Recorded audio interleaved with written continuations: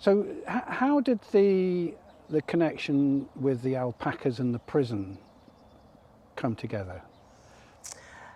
Yeah, I was on a 12-hour shift, and my first duty was to be outside the building but still within the prison, and I was to check the paperwork and IDs of any prisoners leaving the prison to go out for work experience. And this particular morning the transport was late for them. I got talking to the prisoners and they told me they were going to an alpaca farm.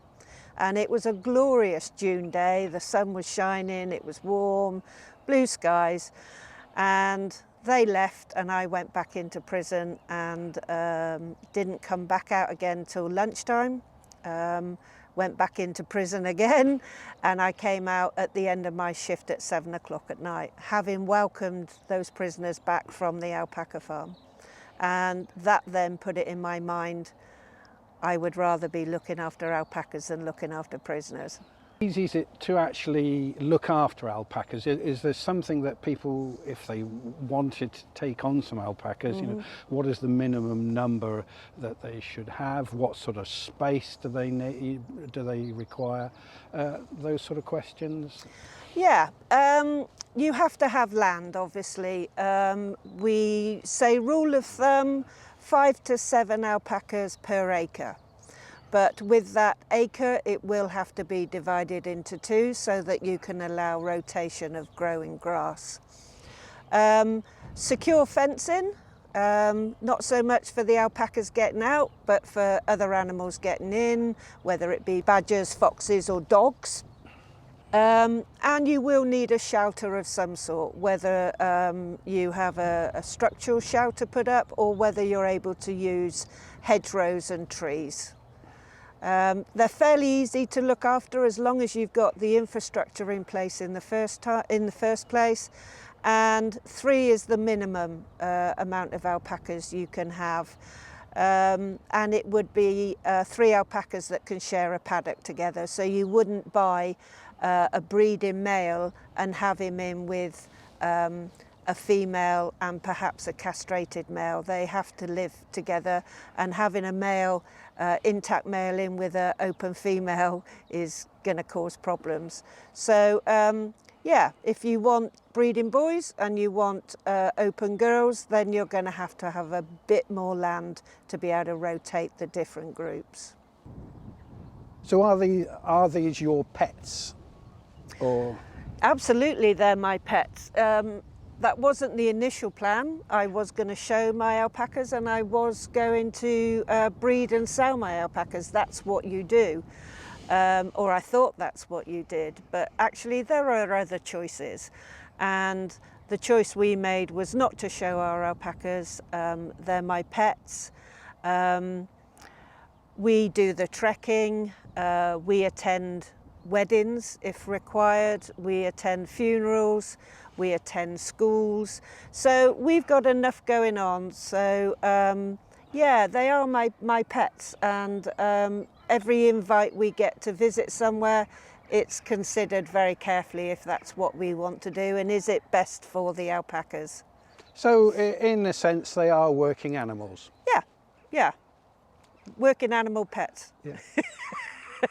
Earning their keep. Earning their keep, Earning yes. Their keep. Yeah. As are my dogs.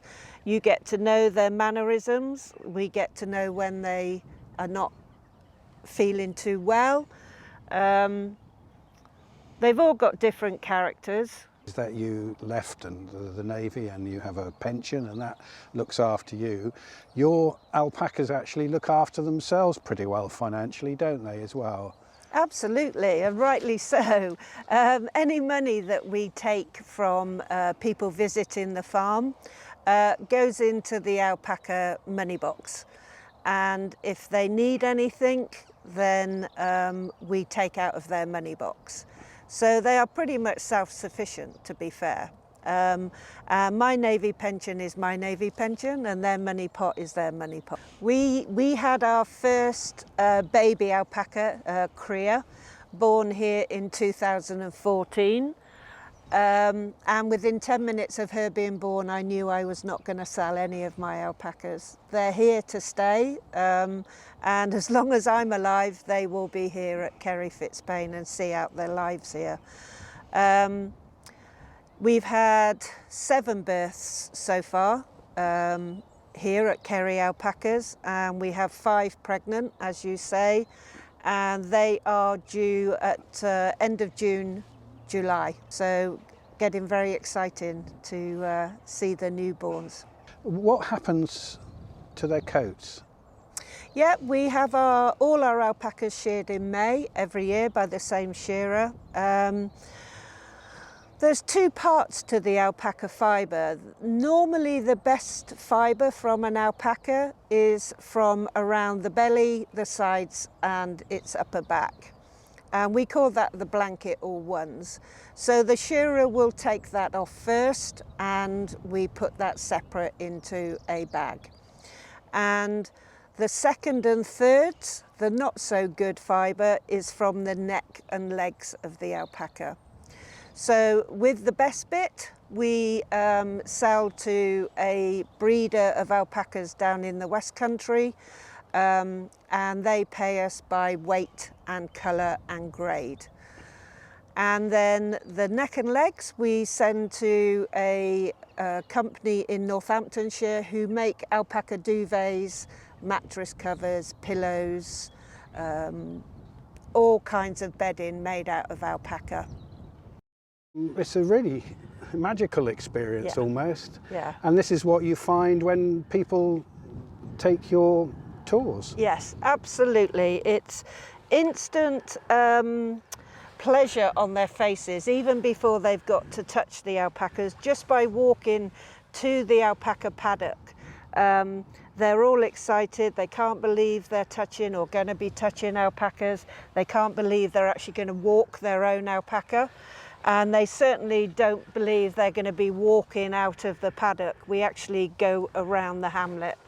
So it's not just a boring walk around this paddock. We'll actually go out for an hour's walk with them.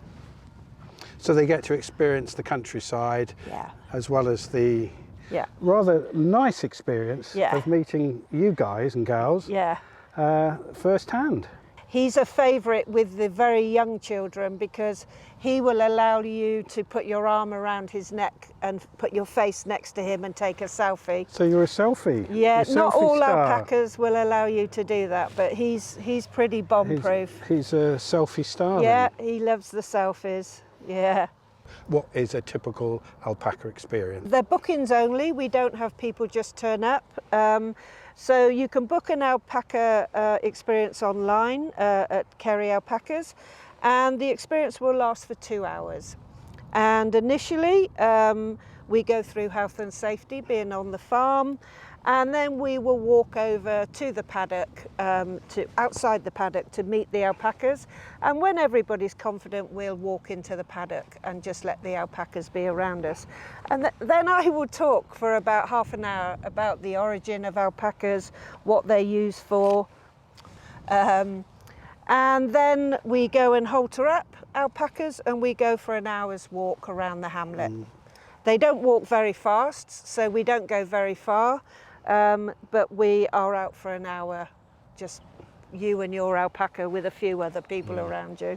And the feedback you're getting from your clients? Oh, it's amazing.